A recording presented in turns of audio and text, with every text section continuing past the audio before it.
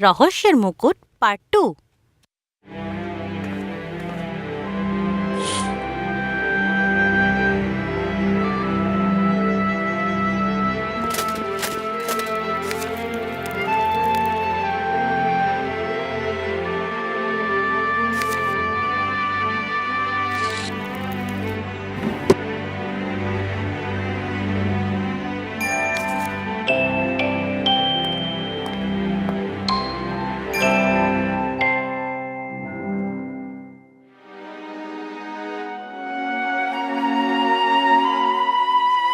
Joseph,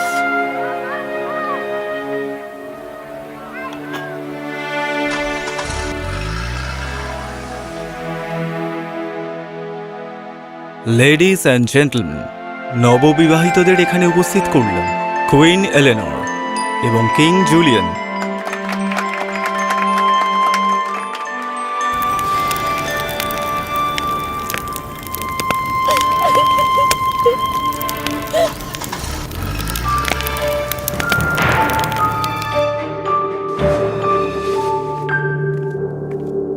এটা একটা স্বপ্ন ছিল মহারানী। ঠিক আছে, কি হয়েছে? আমি জোসেফের স্বপ্ন দেখলাম যে আমরা পালিয়ে গিয়ে গোপনে বিয়ে করেছি। প্যালেস জানতে পেরে তাকে এখান থেকে পাঠিয়ে দেয়। তারা জুলিয়ানের সাথে আমার বিয়ে ঠিক করেছে। ও আমার থেকে অরেলিয়াকে নিয়ে নিল। ওই রাতে খুব দুঃখ হয়েছিল। সিলিয়া আমার গর্ভে ছিল।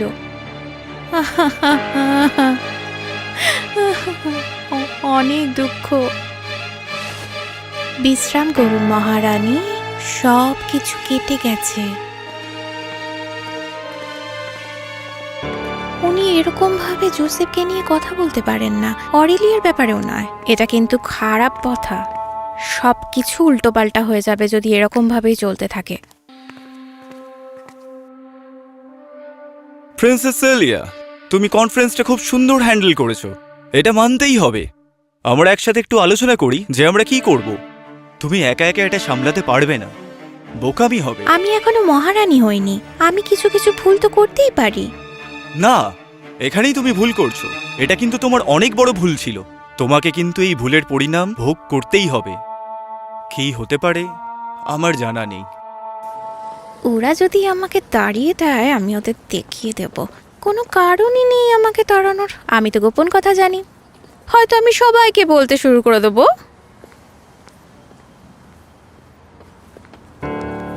তুমি কি অরেলিয়া?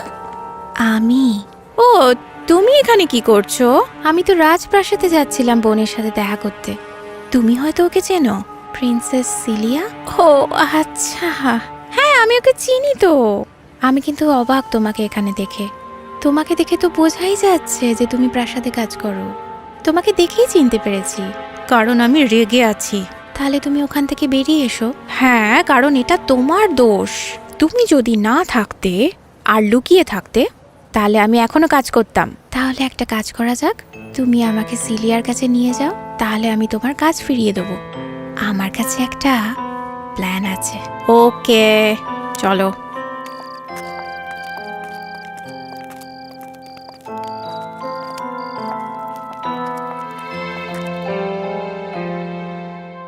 তুমি আমার সাথে থাকলে বেঁচে যাবে ভাই লিওপোল্ড, যদি তুমি আমাকে একটা কথা দাও। তোমাকে আমাকে সাহায্য করতে হবে সিংহাসনে বসার জন্য। আমি কেন আপনার জন্য এই কাজটা করব? তোমাকে ওই সিংহাসনে বসিয়ে আমার লাভটা কি হবে? কিন্তু আমাকে সিংহাসন থেকে সরালে তোমার লাভ কি হবে? আমি শুধু অরেলিয়াকে দেখতে চাই আসল রানী হিসাবে তার জায়গায় এই সিংহাসনে বসতে। জন্মগতভাবে সিংহাসনে আমার অধিকার। এখানেই তুমি ভুল বলছো রাজকন্যা। যখন আমি ছোট ছিলাম আমার মা বাবা মারা যান। তোমার বাবা মার কাছে জোসেফ এবং অরেলিয়ার মতো আমিও বড় হয়ে উঠেছি। যখন অরেলিয়াকে দূরে পাঠিয়ে দেওয়া হয় তখন আমাকেও একটা স্কুলে ভর্তি করিয়ে দেন। ওরা আমাকে দূরে রাখার চেষ্টা করছিল যাতে আমি অরেলিয়ার ব্যাপারে কাউকে কিচ্ছু না বলি। কিন্তু জানো কি প্রিন্সেস, আমি বেশি দিন দূরে থাকিনি।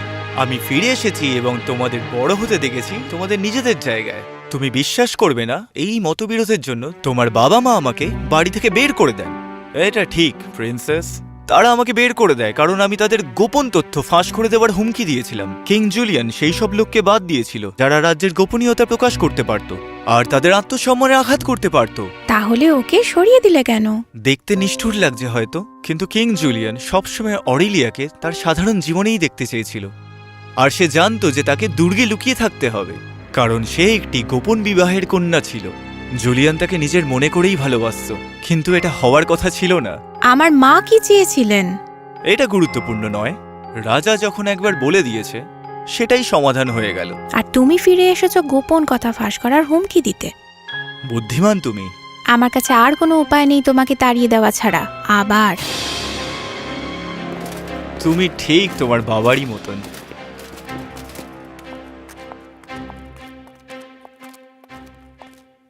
এটাই সিলিয়ার রুম, এটাই আমার পুরনো ঘর। আমি অবাক হচ্ছি না। ভালো থেকো, আমি চললাম। দাঁড়াও, আমি আমার মাকে দেখতে চাই, রানীকে। আমি এইটুকুই করতে পারবো, আমি রানীর সাথে কোনো রকম ব্যাপারে জড়াতে পারবো না। উনি খুবই দুর্বল আর অসুস্থ, নতুন কোনো খবর পাওয়ার জন্য উনি ভেঙে পড়বেন। ওনাকে নিজের সিদ্ধান্ত নিজেই নিতে হবে।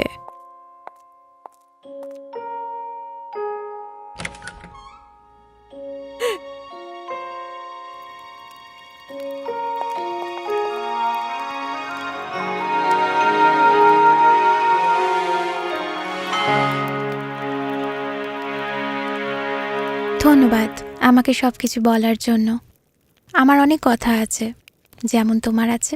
আমাদের অনেক কথা আছে, কারণ আমরা এর আগে কখনো দেখা করিনি। একটা বোন থাকা কত ভালো। আমি কৃতজ্ঞ আমাকে পাঠানোর জন্য। কিং জুলিয়ান ভালো কাজ করেছেন। আমি দুঃখিত ওনার এই সিদ্ধান্তে। আমি নয়, আমি খুব সুন্দর সুযোগ পেয়েছিলাম। আমি সারা দেশের মানুষের সাথে বড় হওয়ার সুযোগ পেয়েছিলাম। আমি ওদের চাহিদা আর স্বপ্ন জানি, তাদের পছন্দ আর অপছন্দ। এটা একটা অসাধারণ সুযোগ নিজের দেশের মানুষকে জানার। এটাই আমাকে সাহায্য করবে একজন মহান রানী হওয়ার। ও, তুমি দেখা করতে আসোনি, তুমি সিংহাসন নিতে এসেছো। ওটা আমার। তাছাড়া তুমি রাজ্য শাসন করার ব্যাপারে কি জানো? তুমি তো নিজের রাজপ্রাসাদের মধ্যে লুকিয়ে থাকো সারাদিন। তুমি তো জানোই না মানুষ কি চায়, আর তুমি জানো না শাসন কিভাবে করতে হয়। তুমি তো শেখোনি যে কিভাবে একজন রাজকুমারী হতে হয় বা রানী, সেটা শিখে নেওয়া যাবে। ভুল করছো। সিংহাসন আমার। না আমার, না আমার, না ওটা আমার। অরেলিয়া,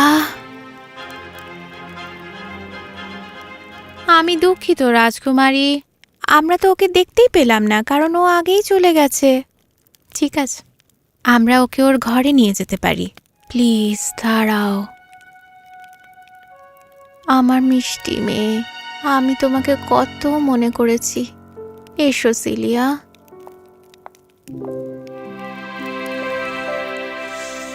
আমার মনে হয় এবার ওনাকে আমাদের ঘরে নিয়ে যাওয়া উচিত। ওনার খুব ঘুম পাচ্ছে।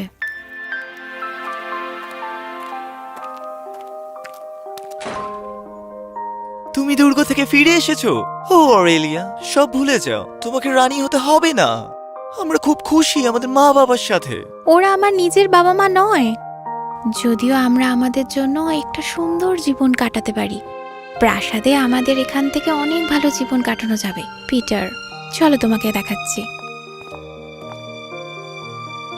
আমি একটা কথা তোমার থেকে লুকিয়ে রেখেছিলাম। তোমার রানী হওয়ার থেকেও কি বড় খবর? বড়? পিটার, আমার বাবা বেঁচে আছেন। দেখো, বছরের পর বছর উনি আমাকে কত চিঠি পাঠিয়েছেন, আমিও ওনাকে পাঠিয়েছি। উনি আমাকে বলেছেন যে আমার সিংহাসনে অধিকার আছে। উনি বলেছেন উনি আমার জন্য সাক্ষী দেবেন এবং বলবেন যে আমি রানী এলেনরের বড় মেয়ে। তুমি দেখতে পাচ্ছ না, আমরা আমাদের জীবন এই দিয়ে পরিবর্তন করতে পারি।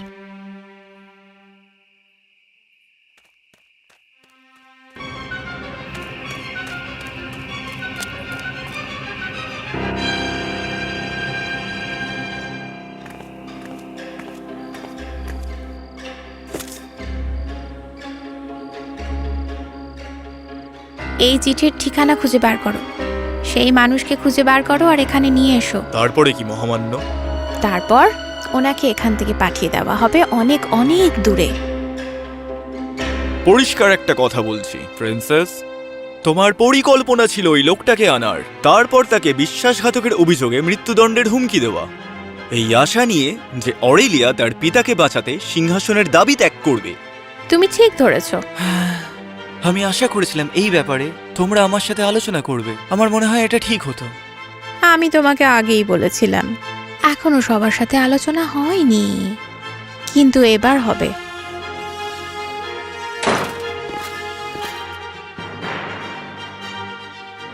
পত্রকারদের ডাকো। এই যে মানুষটা, এই মানুষ এই রাজ্যের জন্য খুবই বিপজ্জনক। সেই জন্যেই ওনাকে এখান থেকে কাল বিকেলে বের করে দেওয়া হবে, সব রকম বিপদ থেকে বাঁচার জন্য। আমার বাবা কোথায়? তুমি আমার বাবার সাথে কি করেছো? উনি সুরক্ষিত এখনো পর্যন্ত। তুমি কিন্তু ওনাকে এখান থেকে বার করো না। ও, ওটা তো আমার আয়ত্তের বাইরে। তুমি কি বলতে চাও? সিংহাসনের উপর দাবি ফিরিয়ে নাও অরেলিয়া। কি? সিংহাসনের উপর দাবি ছেড়ে দাও অরেলিয়া, তাহলে হয়তো উনি এখানে থাকতে পারবেন। তুমি ওনার জীবন নিয়ে খেলছো আমার দাবি নাকচ করতে। এটা কি কাজ করছে? তুমি খুব বাজে, তুমি সত্যি খুবই বাজে। অথবা বলতে পারো আমি খুবই চালাক, কারণ তোমার খুবই হিংসা, কারণ তুমি আমার উপর কথা বলার ক্ষমতা রাখো না, তাই না বোন? ওনাকে দেখতে চাই। নিশ্চয়ই।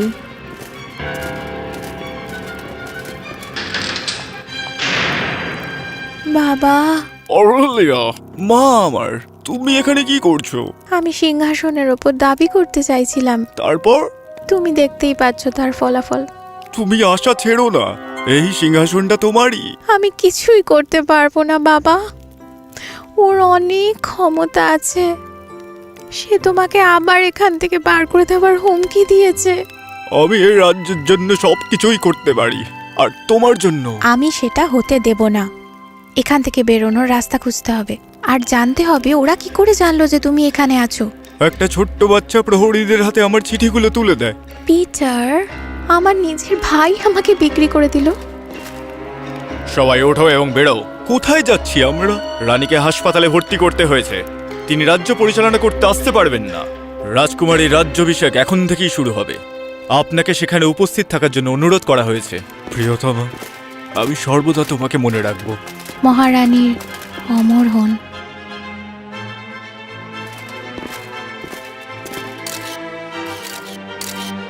আমার মা যতদিন অসুস্থ, তার এই সাংঘাতিক অসুস্থতার কারণে আমি সবাইকে ভবিষ্যতের আলো দেখাবো। তার অবর্তমানে আমি এই রাজত্ব শাসন করব পুরো দায়িত্ব সহকারে। কেউ আর কিছুই আমার কাছ থেকে সেটা নিতে পারবে না। মহারানীর জয় হোক! মহারানীর জয় হোক!